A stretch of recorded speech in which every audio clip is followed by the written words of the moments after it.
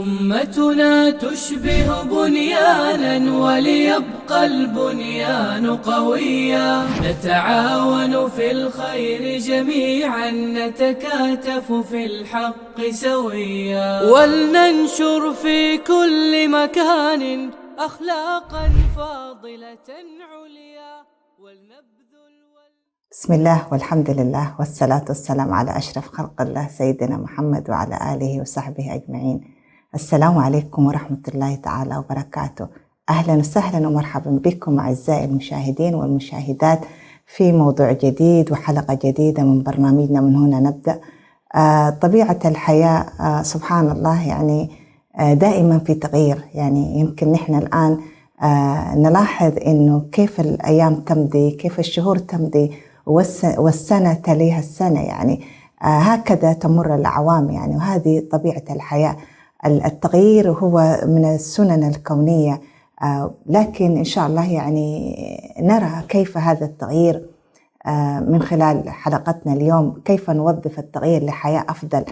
من مننا ما مرت به ظروف، ما مننا ما مرت به أوضاع غيرت في كثير من الأشياء يعني، ومرت عليه كثير من المواقف والقصص التي حولت مجرى حياة الناس لحياة أفضل. فموضوعنا كيف نوظف التغيير لحياة أفضل، كيف نستفيد من تجاربنا ومن الأمور اللي تمر علينا في شتى مجالات الحياة، في كل النواحي في حياتنا. قانون الحياة كلها في التغيير، وهي حتمية التغيير. كل شيء يتغير، اليوم يتغير، النهار يعني لو الملاحظين يعني يمكن نهارنا مؤقت، ليلنا مؤقت، صيفنا مؤقت، شتاءنا مؤقت، خريفنا مؤقت، ما في شيء يعني دائم إلا الله سبحانه وتعالى. هذه الأمور المتغيرة، هذه الأوضاع المتقلبة، ما في حد يستمر وهو في حزن دائم، وما في إنسان يستمر في فرح دائم. هكذا يعني تتغير الحياة وتتنوع التغييرات اللي يمر بها الإنسان. فيكون حتى مراحل العمر يعني تجد إنه في مراحل النمو الطفل يعني يبدأ من هو كون جنين في بطن أمه، ثم يكون هو وليد ورضيع، طفولة مبكرة، طفولة متأخرة، ما قبل المراهقة، أثناء المراهقة، ما بعد المراهقة، سن الرشد. هذه كلها هي تغييرات ومراحل نمر بها نحن كبشر. يعني هذه طبيعة الكون وطبيعة الحياة اللي نحن نمر بهذه المراحل، بهذه الفترات. لكن كيف نتعامل مع هذا التغيير؟ كيف نتعايش مع هذا التغيير؟ كيف نستطيع أن نجعل هذا التغيير ننظر إليه من ناحية إيجابية؟ وهذا ما إن شاء الله يعني يمكن أنا حأبدأ في خلال إن شاء الله في حلقتنا، حأخذ جوانب. أولا نبدأ بالمرحلة اللي هي الطفولية، بما أن برنامجنا هو برنامج إرشاد أسري تربوي، دائما نحن نركز في هذه المسائل. الطفل يمر في مراحل النمو المبكرة اللي في الطفولة المبكرة، بيمر بتغييرات كبيرة جدا، يمر بالتحول في كل شيء. يعني يكون في تغيير في الجانب الأعضاء الوظيفي، تغيير في الجانب النفسي، في الجانب الاجتماعي. لكن نحن كمربين، كأولياء الأمور، كمرشدين، كيف نتعامل، كيف نتجاوب، كيف يعني نواكب هذا التغيير، بحيث أنه من أهم شروط اللي هي النمو بالنسبة للإنسان هي النضج والتعلم. بما أنه هو شروط وهي تعتبر من مطالب وقوانين النمو للإنسان اللي هي النضج والتعلم، يبقى كيف نحن يكون يحدث هذا التغيير. الطفل في مرحلة اللي هم زي ما ذكرت الطفولة، هي الطفولة المبكرة، تعتبر هي سن التمييز، تعتبر من أهم المراحل. حتى أجمع على جميع علماء النفس وعلماء التربية وعلماء الاجتماع أن الطفل اللي ينشأ في هذه المرحلة في أسرة مستقرة، أسرة تستوعب هذا التغيير، الطفل يحتاج في هذه المرحلة يشبع حاجاته النفسية، الاجتماعية، الأخلاقية، الدينية. كل هذه الاحتياجات في هذه المرحلة يحتاج الطفل من يرشده، من يوجهه، من يكون له القدوة.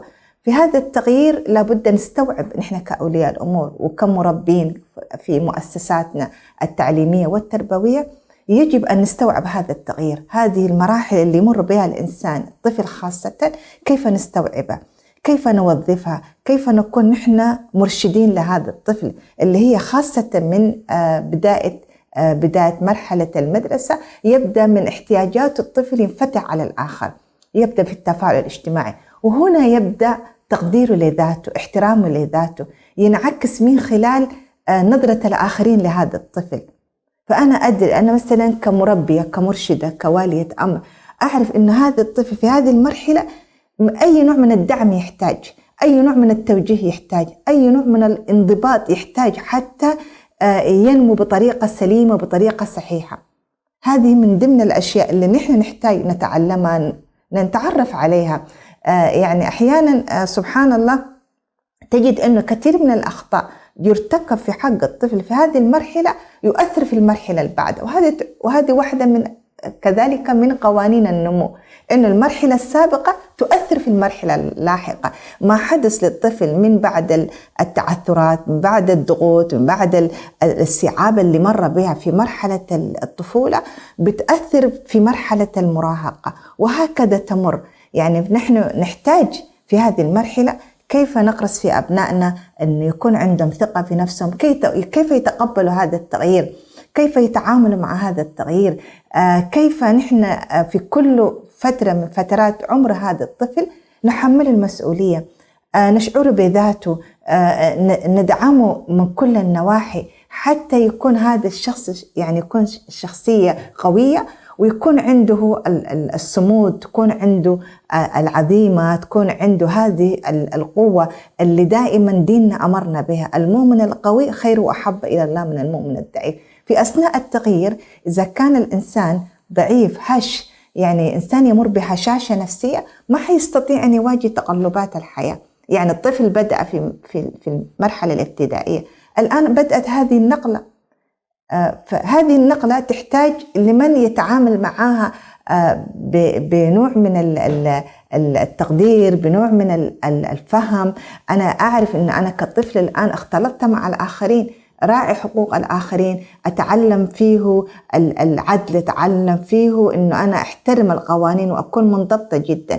هذه الأشياء اللي الطفل يتعلمها من بين، يتعلمها من البيت، يتعلمها من الأسرة، من البيئة المحيطة، من الأخوة الكبار، من الوالدين، من الأسرة الممتدة، من الجيران، من الأصحاب، من الأقران. هذه كل التغييرات اللي نحن نذكرها الآن، هذه كل التحولات اللي نحن نمر بها تحتاج مننا وعي، تحتاج مننا نضج، تحتاج مننا تعلم، تحتاج مننا مهارات كيف نتكيف معه.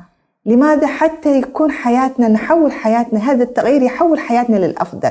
يعني أنا دخول ابن المدرسة يكون شيء فيه تطور، فيه نماء، فيه ازدهار، فيه يعني النقلة الإيجابية.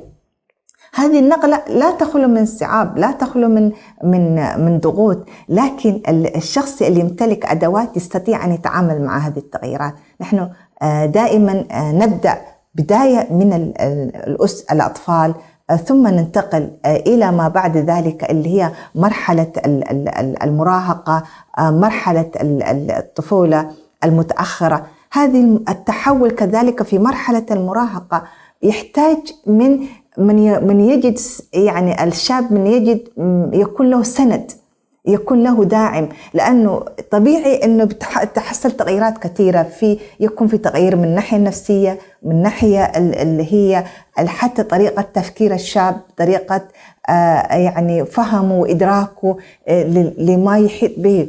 فبالتالي لكل مرحلة نحن تكون عندنا هذا الفهم، يكون عندنا هذه المعلومات كيف نتعامل مع هذه التغييرات.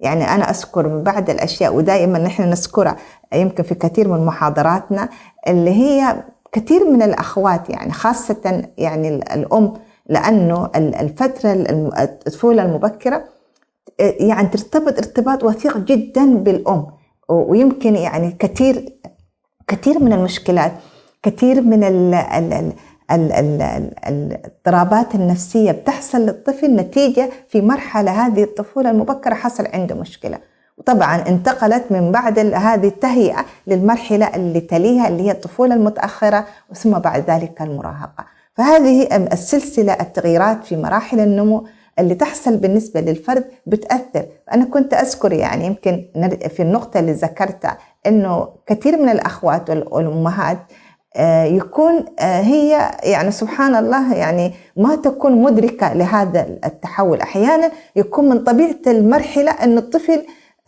خاصة في إثبات الذات، يعني الطفل يريد أن يثبت وجوده، يعني فيكون عنده حب التملك، يكون عنده حب أنه مالي ومالك، يكون هذه من المصطلحات اللي استخدمها الطفل. فأحيانا نحن نجبر الطفل أنه يتنازل عن حقه، يعني حتى في اللعبة، يعني حتى في الأشياء. لما يجي أطفال الجيران أو أبناء الأقارب، نحن نجبر الطفل أنه يعني هو يعني من طبيعة المرحلة عايز يحافظ على أشياءه ويكون هو يحافظ على أملاكه، لكن إحنا نجبره لا، أعطي أخوك وصديقك وجارك وكذا يعني. فهذه المسائل كلها بصراحة تحتاج مننا لفهم كبير جدا، تحتاج مننا لوعي وإدراك. أنا ركزت حقيقة في هذه الحلقة على مرحلتين هامات جدا، مرحلتين تعتبر من مراحل تكوين الشخصية السوية، اللي هي مرحلة الطفولة المبكرة ومرحلة المراهقة. لأنه النمو عندما يبدأ كمنحنى يبدأ هكذا، يعني مثلا يعني حتى الطفل يبدأ من هو زي ما ذكرت رضيع، ثم طفولة مبكرة، ثم يبدأ المنحنى الرشد والمراهقة والرشد، ثم مراحل النمو يعني يحصل مرة أخرى الشيخوخة وهي سن الكبر. فهذه كل التغييرات اللي تحدث لنا في مراحل يعني مراحل العمر تحتاج مننا حقيقة نحن نستوعبها ويعني نفهمها بطريقة صحيحة. صحيح يعني في الزمان في السابق احنا كنا يعني التربية كانت اجتهادات فردية ويكون المجتمع كله يربي، وكان تربية تقليدية. لكن الآن بما أنه يعني لسنا نحن وحدنا في هذا القطار أو في هذه الساحة، هنالك من تدخل معنا في هذا التغيير. يعني الآن أصبح هذه الأجهزة وهذه الوسائل أصبحت هي كأدوات، وتعتبر هي واحدة من الوسائل اللي ساهمت في التغيير الكبير جدا. لكن كيف نحن نوظفها بطريقة إيجابية؟ كيف نستوعب هذا التطور وهذه الوسائل اللي اقتحمتنا داخل بيوتنا وداخل غرفنا؟ يعني الآن أصبح نحن لا نملك سيطرة على هذا العالم اللي هو كل يوم في تطور مستمر.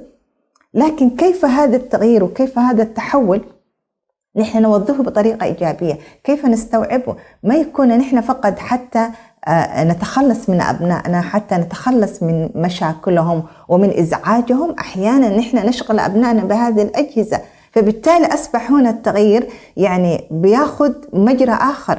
أصبحت هنالك تغيير مقنع نحن ما ننظر إليه، غير مرئي بالنسبة لنا. يعني فجأة نحن نجد إنه أبنائنا يعني بعد فترة تكتشف الأم إنه ابنها مثلا لا سمح الله يعني يشاهد مواقع تكون يعني إباحية أو غيرها. لماذا؟ لأنه هنالك في وسائل أصبحت هي تغير حياتنا، لكن نحن ما وظفناها حتى تغير حياة للأفضل. حياة للأفضل كيف؟ مثلا نحن عندنا هذه الوسائل نستفيد منها في تطوير أبنائنا في مهاراتهم. الآن حتى الأمهات هم في بيوتهم، يعني الآن ما شاء الله بهذا الوسائل أصبحت الناس تستطيع أن تشاهد كثير من الحلقات، تدخل تشارك في حتى في منصات عالمية. الأم تستطيع أن تطور ذاتها، تلتحق بدراسات عليا. هذه كل الوسائل كيف نوظفها؟ فهذا ما يعني يمكن نحن الآن ما نريد أن يعني يمكن أنا أنصح به نفسي أولا، ثم أخوتي وأخواني المشاهدين الكرام، كيف نحول هذا التغيير إلى يغير حياتنا إلى أفضل؟ كيف نوظفه إلى بحيث إنه نستفيد منه، بدل ما يكون هو نقمة يكون هو نعمة.